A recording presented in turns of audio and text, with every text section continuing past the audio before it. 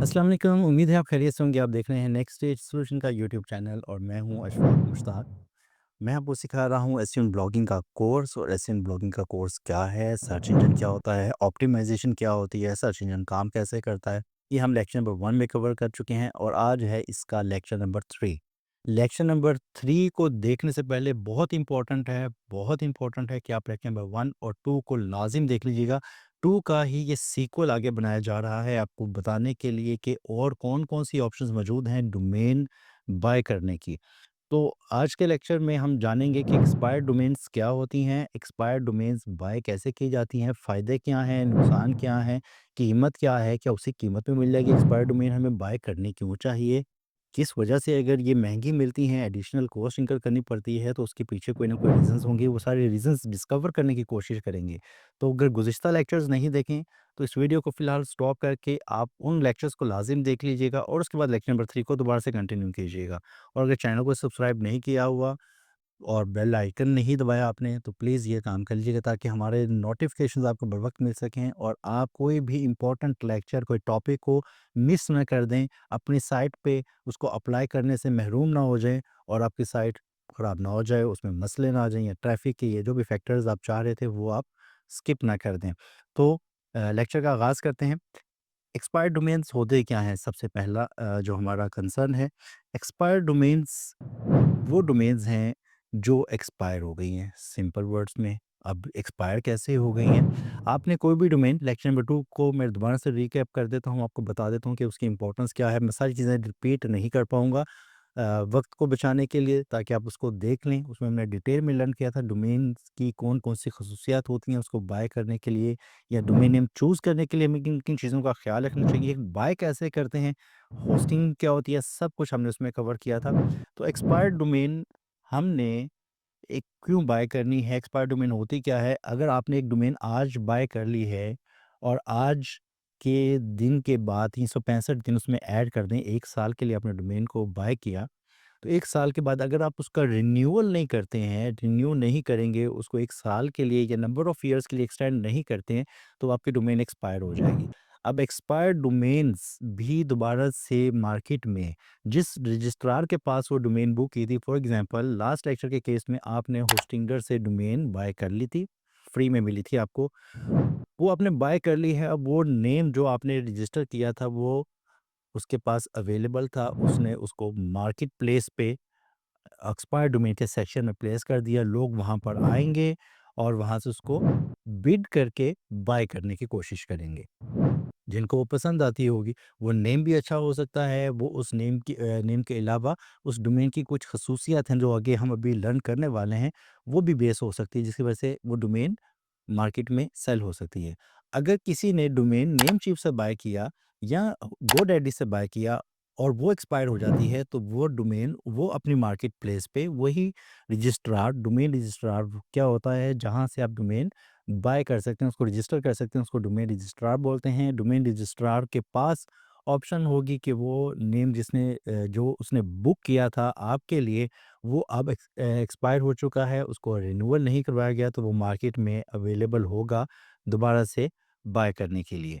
अब आप क्या कर सकते हैं, गूगल पे आइएगा, यहाँ पे सर्च कीजिएगा नेम चीप मार्केट प्लेस और मार्केट प्लेस में जैसे ही आप आ जाएँगे, ये हम ओपन कर रहे हैं, यहाँ पर आपको नज़र आ रहे हैं कुछ पॉपुलर डोमेन नेम्स और इन डोमेन नेम के साथ कुछ ऑप्शन नज़र आ रही है nlay.com शॉर्ट वर्ड है और 2 दिन इसके रह गए हैं इसकी ऑक्शन को ख़त्म होने में और इसकी $10 की हाईएस्ट प्राइस अभी तक लग चुकी है और इस पे 53 बिड्स हो चुकी हैं। आप लॉगिन कर लीजिएगा इसको यहाँ से और ये साइन इन का ऑप्शन आपके पास है और अगर आपका अकाउंट नहीं है तो साइन अप कर लीजिएगा, फ्री अकाउंट है। फ्री अकाउंट बनाने के बाद आप यहाँ पर बिड कर सकेंगे। बिड करने के बाद इसकी जब ये 2 दिन कंप्लीट होते हैं या किसी के ये जैसे कि स्काई एआई ये गुड नेम है, इसकी $1599 अभी तक हाईएस्ट बिड हो चुकी है, 42 बिड्स हैं। और अगर आपको ये पसंद आता है तो आप इसकी बिड में हिस्सा ले सकते हैं। जब ये इसकी जो डेज़ हैं वो कंप्लीट होते हैं, जो हाईएस्ट बिड होगी वो आपकी होगी या किसी की होगी, वो इसको एक्वायर करने के लिए रेडी होगा और वो उसके नाम पे ट्रांसफ़र इसको हो जाएगी इस पेमेंट को करने के बाद। इसी तरीके से गोडैडी पे भी आप जाके उसकी मार्केट प्लेस पे चेक कर सकते हैं कि गोडैडी पे कौन-कौन सी डोमेन्स हैं, होस्टिंगर पे कौन-कौन सी डोमेन्स हैं या और जो अदर रजिस्ट्रार हैं डोमेन के, आप गूगल पे जाके चेक कीजिएगा कि एक्सपायर्ड डोमेन्स या किसी एक जो डोमेन रजिस्ट्रार है, उसका नाम सर्च करके उसकी मार्केट प्लेस पे जाके इसी तरीके का आपके सामने कुछ इन्फॉर्मेशन आपको मिल जाएगी। अब आपने क्या करना है, एक कुछ टूल्स भी आपको ऐसे मिल जाते हैं, जिन टूल्स में आपको अ मल्टीपल रजिस्ट्रार की तमाम एक्सपायर्ड डोमेन्स लिस्ट हो जाती हैं। फॉर एग्ज़ाम्पल उसके लिए आप चले जाइएगा अपने स्पैमज़िला का एक आपके पास टूल होता है और स्पैमज़िला में आप चेक कर सकते हैं कि कौन-कौन सी डोमेन्स इस वक़्त एक्सपायरी में हैं और वो दस्तयाब हैं। तो आप इसको ग्रुप बाय भी कर सकते हैं इस टूल को और वैसे भी अगर आप इसको बाय करना चाहें, अगर आप इंटरेस्टेड हैं एक्सपायर्ड डोमेन्स को बाय करने में और ये एक बिज़नेस भी है, ये ट्रेड भी है और ये एक स्किल भी है, क्योंकि ये स्किल अगर आपके पास आ जाती है, स्किल लेक्चर नंबर 2 भी था कि आप फ्रेश डोमेन्स बाय करके, अच्छे डोमेन बाय करके सिर्फ़ और सिर्फ़ उसको इसलिए रख लेते हैं कि इसको कोई ना कोई बाय करने के लिए रेडी होगा फ्यूचर में। जब तक वो उसको बाय नहीं होती तब तक आपको उसके तमाम अखराजात एनुअल रिन्यूअल करना पड़ेगा और मुमकिना तौर पर 6 महीने में भी कोई आपको उसका कोई क्लाइंट मिल जाए। जैसा कि अभी आपने लेक्चर नंबर 2 में देखा था कि मेक एन ऑफर का बटन आपको नज़र आ रहा था कि अगर आपको किसी ने भी वो कीवर्ड को सर्च किया था, उस डोमेन नेम को सर्च किया था, उसको वो पसंद है तो उसको बाय करने के लिए वो अवेलेबल नहीं थी। लेकिन मेक एन ऑफर का मतलब है आप वहाँ पे प्राइस ऐड करके बता सकते हैं कि मैं इसको $100 में बाय करना चाहता हूँ। अब वो सेलर की मर्ज़ी है वो $100 में, $50 में, $400 में, $100 में या $15 में कोई भी अमाउंट हो सकती है। उसको सेल करने के लिए वो आमादा है, तो आप उसे डोमेन एक्वायर कर सकते हैं। अब स्पैमज़िला पे हम आ गए हैं, स्पैमज़िला पे जितनी भी डोमेन्स थी, जो एक्सपायर थी, उसने मल्टीपल डोमेन रजिस्ट्रार की मार्केट प्लेस से वो डाटा इकट्ठा किया और यहाँ पर आपको दिखा दिया। यहाँ पे आपको नज़र आ रही हैं ये डोमेन्स, ये सारी डोमेन्स नज़र आ रही हैं और डोमेन्स का जो सोर्स है, वो यहाँ पे आपको नज़र आ रहा है कि ये नेमचीफ से इसने फेच की है और इसका अभी इसके पास शायद इन्फॉर्मेशन नहीं है। ये गोडैडी पे है, ये डोमेन गोडैडी पे है और ये इसके साथ में आइकन्स जो हैं, आप माउस को भी देख रहे हैं, इसको हाइलाइट भी कर देंगे, तो यहाँ से आपको पता चल जाएगा कि इसने डाटा कहाँ से फेच किया, इसका सोर्स क्या है। इसका ट्रस्ट फ्लो कितना है, इसका मैजेस्टिक के हवाले से, इसका बैकलिंक्स कितने हैं इसके ऊपर, मैजेस्टिक के रिकॉर्ड के मुताबिक इसके आरडीज़ कितने हैं। बैकलिंक्स और आरडी क्या होते हैं? आपने अपनी वेबसाइट xyz.com बुक की, for example tech AI book की है। आपने उसकी off page SEO, off page SEO क्या होती है, इसको डिटेल में हमने मल्टीपल लेक्चर्स में इंशाल्लाह आगे जाके इसको कवर करना है।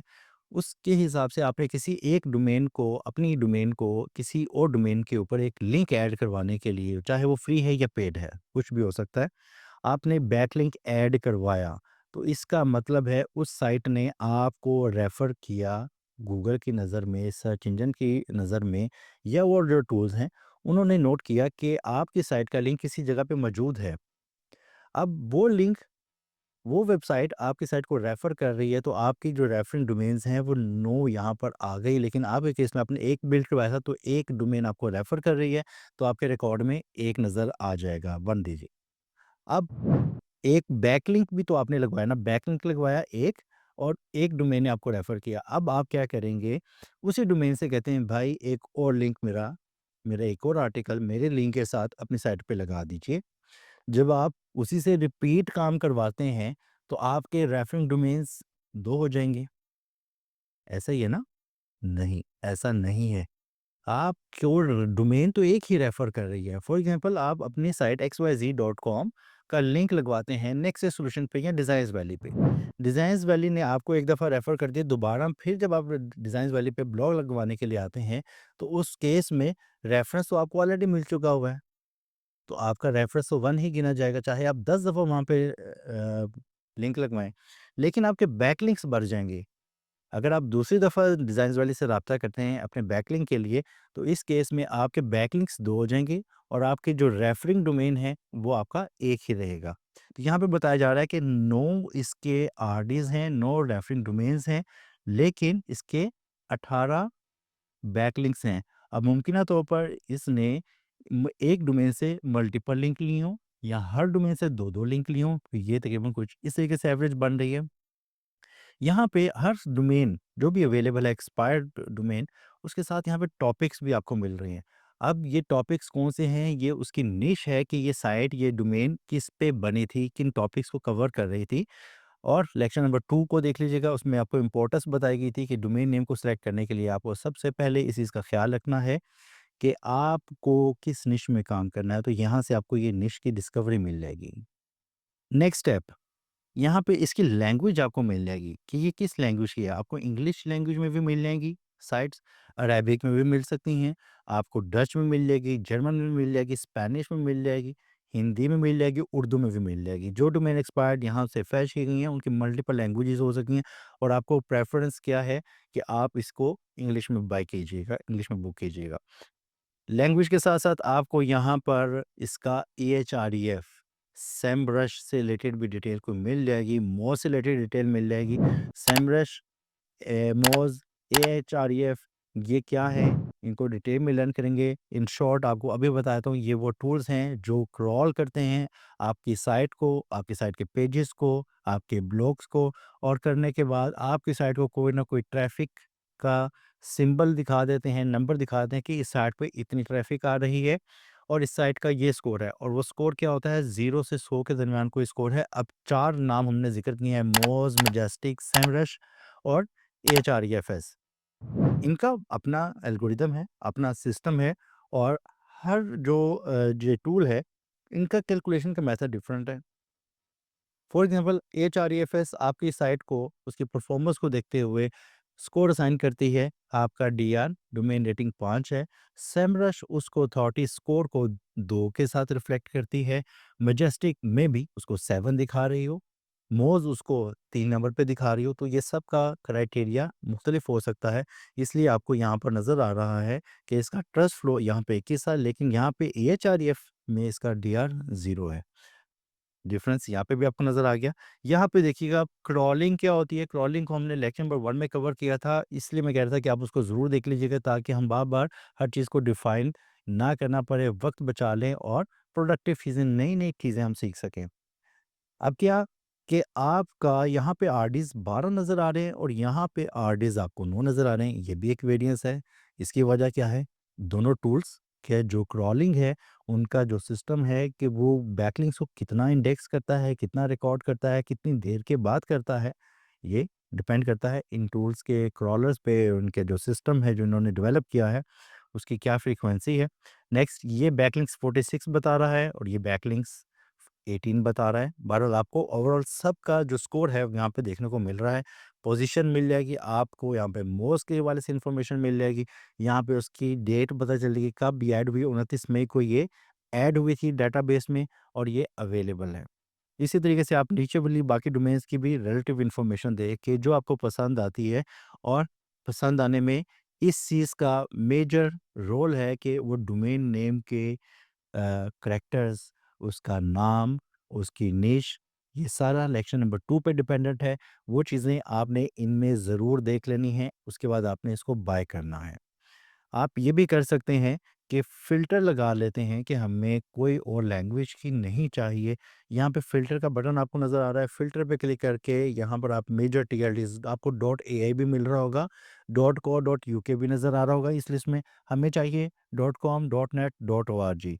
हम क्या करते हैं, यहाँ पे डीसेलेक्ट ऑल कर देते हैं, हमें चाहिए सिर्फ़ डॉट कॉम, डॉट नेट और डॉट ओआरजी कि अब हमें सिर्फ़ इस सारी लिस्ट में ये 3 टीएलडीज़ दिखाएँ।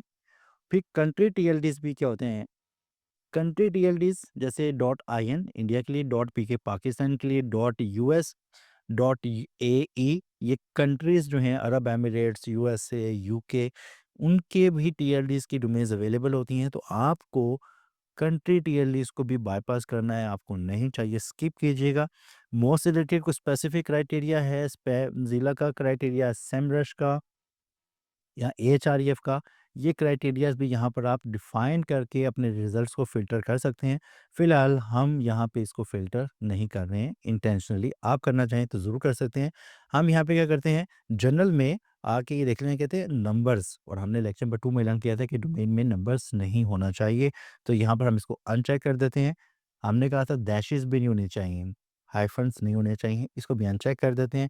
फ़र्दर आप इसकी कोई ऑप्शन और भी लगाना चाहें कंडीशन तो लगाने के बाद जब आपने काम कंप्लीट कर लिया, अप्लाई फ़िल्टर का बटन दबाइएगा।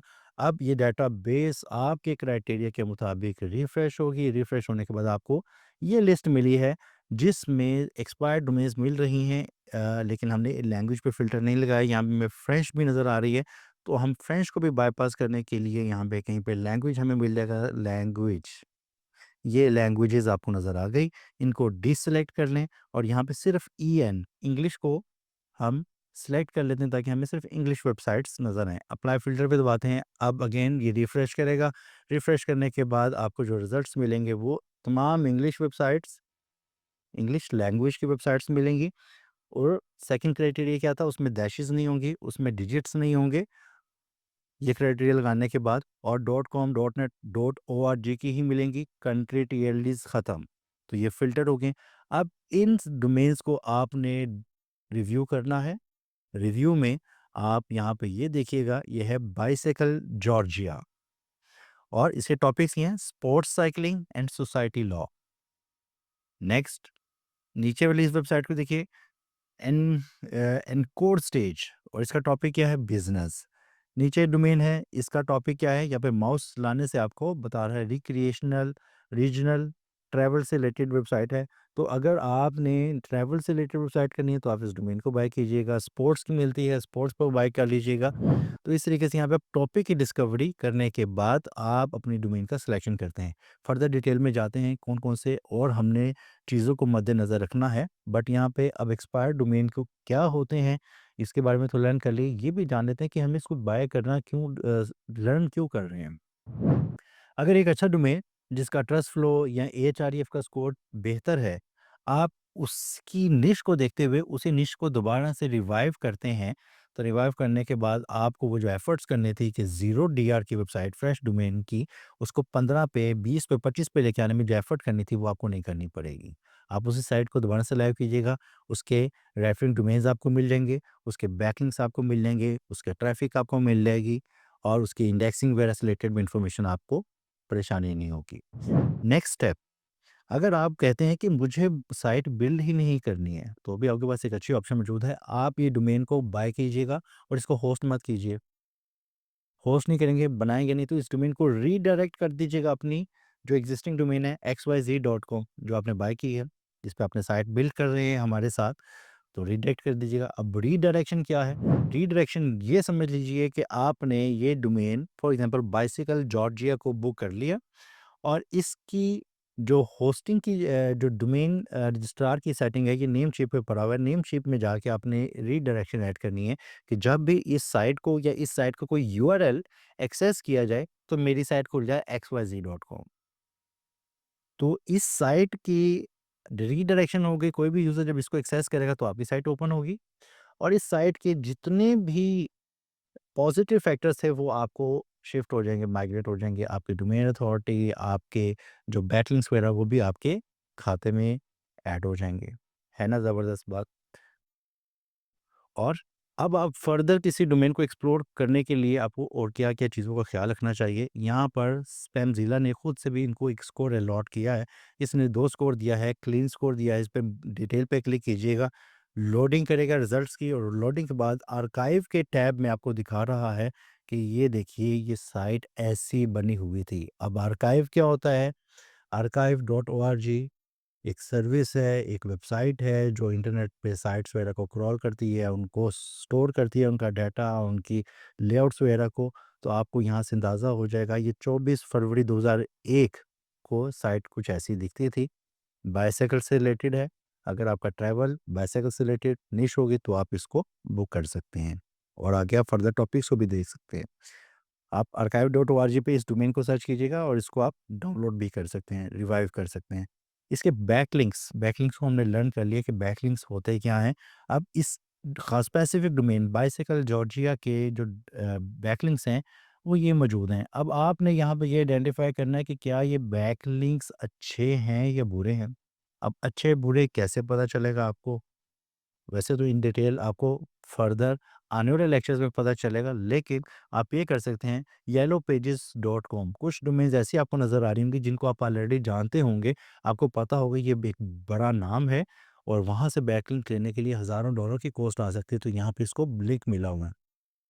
आप येलो.com को सेमरश में या एएचआरएफ के फ्री अकाउंट में डाल के चेक कर सकते हैं कि इस साइट की अपनी अथॉरिटी क्या है।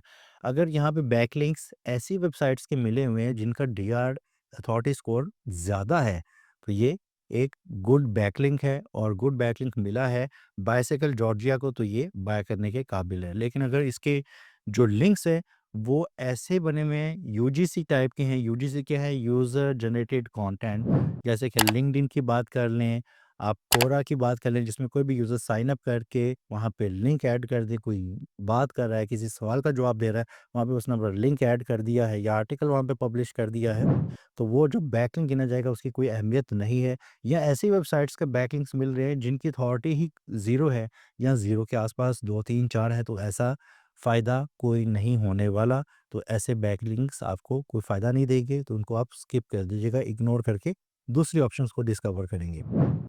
एंकर्स क्या होते हैं? अब एंकर को समझने के लिए आप देखिएगा, हम इस जगह पे अपनी ही वेबसाइट पे आ जाते हैं nextedge.solution.com पे। नेक्स्ट सॉल्यूशंस पे आपको नेक्स्ट सॉल्यूशन की साइट पे हम आ गए हैं। आप किसी पेज को, मल्टीपल पेजेस को देख सकते हैं। कॉन्टैक्ट पेज पे हम आते हैं। कॉन्टैक्ट पेज पे यहाँ पर आप देखिए लिखा हुआ है our Facebook group. Facebook group text लिखा हुआ है, लेकिन इस पे क्लिक करने से ओपन क्या होता है, तो हमारा जो फेसबुक का ग्रुप है, जो उसका लिंक है, वो यहाँ पर मेंशन कर दिया गया है। यूज़र इसके ऊपर लैंड हो गया है। अब यहाँ से वो हमें हमारी प्रोफाइल को, हमारी पोस्ट वगैरह को या जो ग्रुप शेयरिंग है, वो देख सकता है। लेकिन ये लिंक हमने जो ऐड किया जिस पे हम क्लिक करवाने से यूज़र को लेके जाना है अपने फेसबुक प्रोफाइल पे, तो टेक्स्ट क्या है? टेक्स्ट है आवर फेसबुक ग्रुप। तो इस केस में इस लिंक का जो टेक्स्ट है आवर फेसबुक ग्रुप, इसको एंकर टेक्स्ट बोलते हैं। अब इस एंकर टेक्स्ट की यहाँ पर सारी डिटेल आ गई कि इसने जितने भी बैकलिंक्स लिए हैं वो 40, 50, 100, 200 जितने भी हैं, उनकी रेशियो क्या है और वो कौन-कौन से हैं। जिन वेबसाइट्स के एंकर टैग्स, उनकी डोमेन नेम, चाहे वो नेकिड हो, नेकिड मतलब bicyclegeorgia.com, www.bicyclegeorgia.com, https या जनरल किस्म के हैं, क्लिक हेयर, कॉन्टैक्ट और इस टाइप के, वो गुड हैं, उनको आप यूज़ कर सकते हैं, उसको अच्छा कंसीडर कर सकते हैं और उसको एक पॉजिटिव एज दे सकते हैं उस डोमेन को बाय करने में। लेकिन अगर वो स्पैमी किस्म के हैं कि कहीं पर कीवर्ड लगा हुआ है और कीवर्ड के ऊपर साइट का नेम लगा हुआ है, तो वो गुड एंकर टेक्स्ट नहीं है। नेक्स्ट यहाँ पे आप रीडायरेक्शन पे आ जाएँ, इसकी रीडायरेक्शन कितनी है, तो रीडायरेक्शन 0 रीडायरेक्शन है, गुड है। और इसको अगर कोई फिगर की बात की जाए तो अगर ये अंडर 50 है तो ये गुड है, आप इसको बाय कर सकते हैं। फर्दर आप यहाँ पे एरफ, मैजेस्टिक वगैरह का स्पेसिफिक इसकी डिटेल लेना चाहें तो यहाँ पे आपको मिल जाएगी। नेक्स्ट काम आपने क्या करना है, यहाँ पे इंडेक्सिंग है और इंडेक्सिंग के बारे में ये दिखा रहे हैं रिजल्ट्स। हम खुद से भी वेरीफाई कर लेते हैं कि क्या गूगल में ये साइट इंडेक्स भी है, कहीं ये साइट डी-इंडेक्स डोमेन डी-इंडेक्स तो नहीं हो चुकी हुई, किसी पेनल्टी की वजह से भी हो सकती है। तो गूगल पे आइएगा, साइट कॉलन डोमेन नेम जो मैंने अभी कॉपी किया, उसको यहाँ पर हम पेस्ट करके देखते हैं, तो हमें नज़र आता है बाइसाइकिल जॉर्जिया डोमेन गूगल में इंडेक्स है। इसने वो तमाम क्राइटेरियाज़ को मीट किया जो हम देखना चाह रहे थे, जो हमें चाहिए थे। बैकलिंक्स को भी आप खुद से चेक कर लेना जो डोमेन आप बाय करेंगे, तो ये domain is good to go, आप इसको बाय कर सकते हैं। अब आपने देखा कि कितनी ज़्यादा हमें एक एक्सपायर्ड डोमेन को बाय करने के लिए एनर्जी, वक़्त लगाना पड़ा और मल्टीपल हमें सिनेरियोज़ को देखना पड़ा जज करने के लिए कि आया ये डोमेन नेम अच्छा है, हमारे काम का है या नहीं।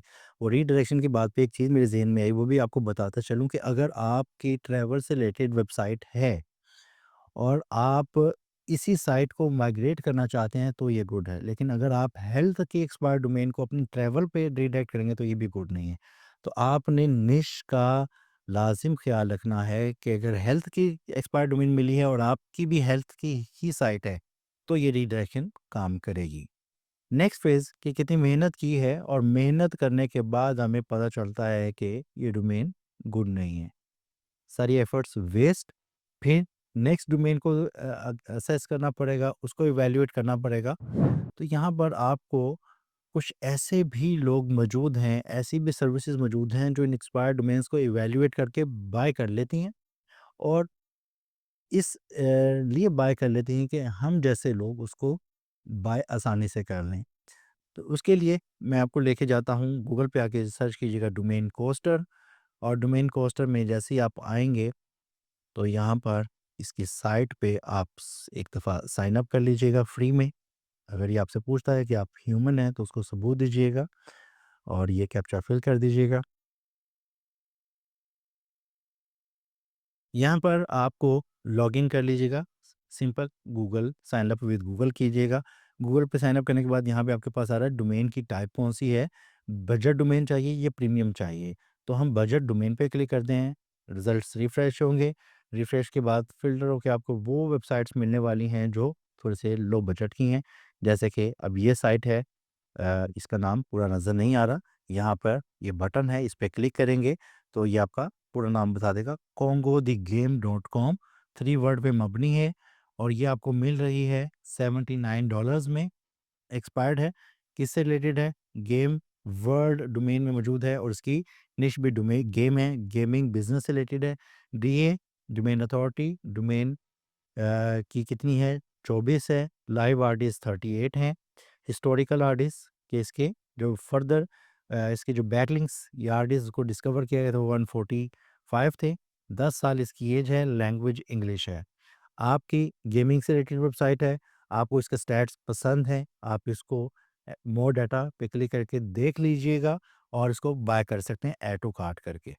हम अब थोड़े से प्रीमियम डोमेन्स को देखते हैं और प्रीमियम डोमेन्स के लिए प्रीमियम डोमेन पे क्लिक करते हैं। अब हमें महँगे डोमेन्स भी नज़र आने वाले हैं और प्रीमियम और जो बजट डोमेन थे, फ़र्क क्या है? सिंपल वर्ड्स में जितना गुड़ डालेंगे, उतना मीठा होगा। मतलब कि जितना अच्छा डोमेन होगा, जितनी अच्छी प्रोफ़ाइल उसकी होगी, उतना ही उसकी कॉस्ट भी हाई होगी और जितनी लो प्रोफ़ाइल होगी, उतनी उसकी कॉस्ट कम होगी। हमने प्रीमियम डोमेन्स पे फ़िल्टर लगाया, ये रिज़ल्ट्स हमारे सामने आ चुके हैं और अब हम इसमें $300, उतनी महँगी भी नहीं है, हम सॉर्ट रिज़ल्ट्स बाय पे क्लिक करते हैं और इसे कहते हैं हमें हाई से लो दिखा दे। सॉर्टिंग कर ली तमाम रिज़ल्ट्स की, तो इस वक़्त हमारे पास रिज़ल्ट्स आ रहे हैं $1499 में एक डोमेन हमें मिल रहा है, ये हाईएस्ट इनके पास फ़िलहाल अवेलेबल है। क्लिक करके डोमेन नेम को तो रिव्यू कर लेते हैं, रिव्यू किया तो पता चला BDEM BD Embassy USA .org। अब BD Embassy .org डोमेन किससे रिलेटेड है? न्यूज़ से रिलेटेड है। 41 इसका डोमेन अथॉरिटी है, रेटिंग 51 है, आरडीएस 916 है, 916 लोग इसको रेफ़र कर रहे हैं और इसके हिस्टोरिकल आर्टिस्ट 3000 से ज़ायद हैं, एज 15 इयर्स है, लैंग्वेज इंग्लिश। ये वेबसाइट न्यूज़ पे है, आरडीएस देख लिया आपने, इसके जो बैकलिंक्स की क्वांटिटी देख ली। अब आप इसको बाय करने में इंटरेस्टेड हैं, निश को देखते हुए, नाम को देखते हुए, इस स्टेप में आप इसका मोर डाटा पे क्लिक करके फर्दर इन्फॉर्मेशन को एक्सप्लोर कर सकते हैं, जज कर सकते हैं कि ये डोमेन अच्छा है या नहीं। मोर डाटा पे जैसे ही आप क्लिक करेंगे, तो आपको ये इसका तमाम एनालिसिस करके दिखा देगा। वो काम जो हमने फ़ेज़ 1 में लर्न किया था, ये आपको इसने करके दिखा दिया। लैंग्वेज इंग्लिश है, एक्सटेंशन .org है और ये किस रजिस्ट्रार की है? नेम ब्राइट है, गूगल इंडेक्स इसकी नो है और 15 साल इसकी एज है और ये किस डेट में रजिस्टर हुई थी, ये सारी डिटेल यहाँ पे बैकलिंक से रिलेटेड, आरडीएस रेफरिंग डोमेन से रिलेटेड यहाँ पे दस्तयाब है और आप इसको यहाँ से तसल्ली कर लीजिए। रेफरिंग डोमेन्स की लिस्ट यहाँ पे उसने इसके जितने भी रेफरिंग डोमेन्स हैं, उनमें से जो टॉप के थे वो यहाँ पर दिखा दिए गए हैं।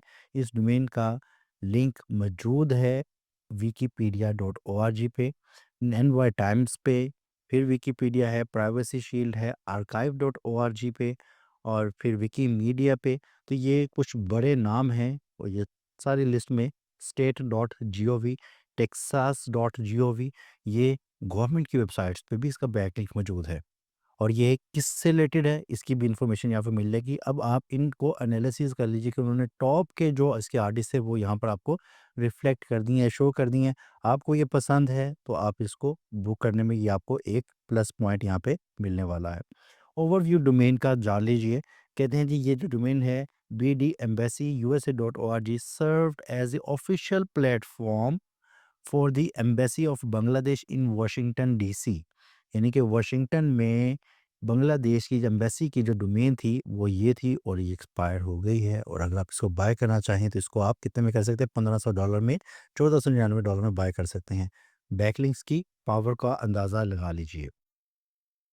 Offering information on consular service, updates on Bangladesh US relations and resource for Bangladesh citizen abroad।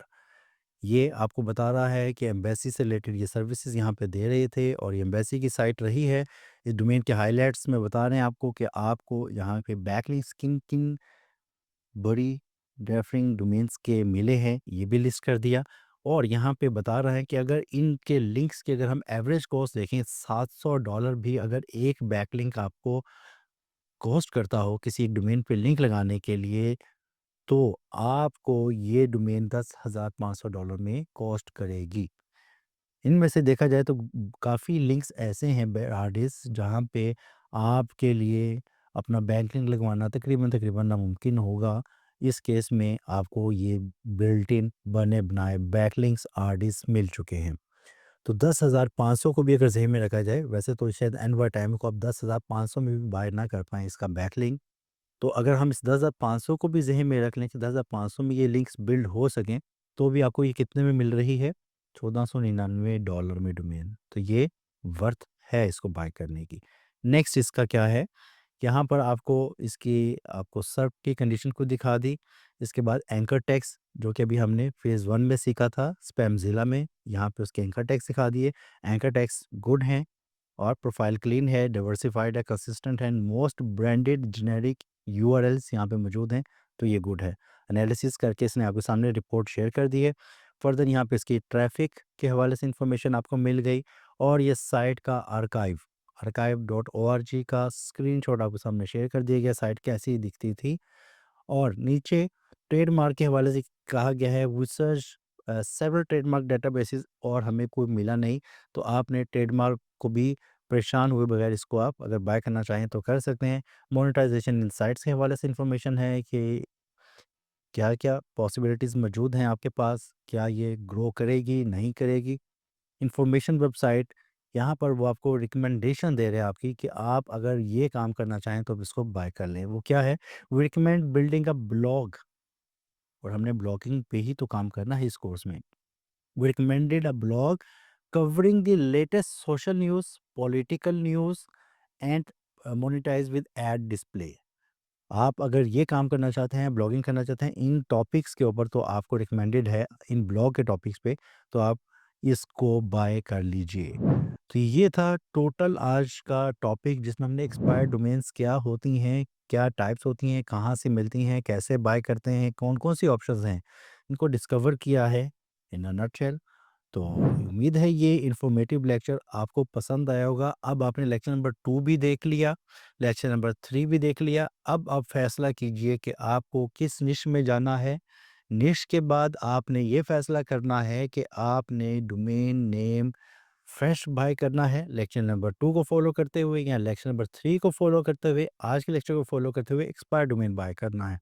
और एक्सपायर डोमेन अगर बाय करना है तो कैसे करना है, किन-किन क्राइटेरियाज़ पे करना है, उस पे साइट को लाइव करना है या उसको रीडायरेक्ट करना है। तो ये सारी चीज़ें हमने इस आज के लेक्चर में कवर की हैं। उम्मीद है ये इन्फॉर्मेटिव लेक्चर आपको पसंद आया होगा। पसंद आया है तो लाइक कीजिए, चैनल को सब्सक्राइब नहीं किया तो सब्सक्राइब कीजिएगा, बेल आइकन ज़रूर दबा दीजिएगा, क्योंकि आपको नोटिफ़िकेशन टाइम में मिलेंगे तो आप हमारे लेक्चर्स के साथ अलाइन हो सकेंगे, फॉलो कर सकेंगे और अपना काम, अपने टास्क, अपनी असाइनमेंट्स को बर वक़्त मुकम्मल करके हमारे कोर्स की कंप्लीशन तक अपनी साइट को लाइव करने और उस पे ब्लॉगिंग करने और ट्रैफ़िक लाने में कामयाब हो जाएँगे।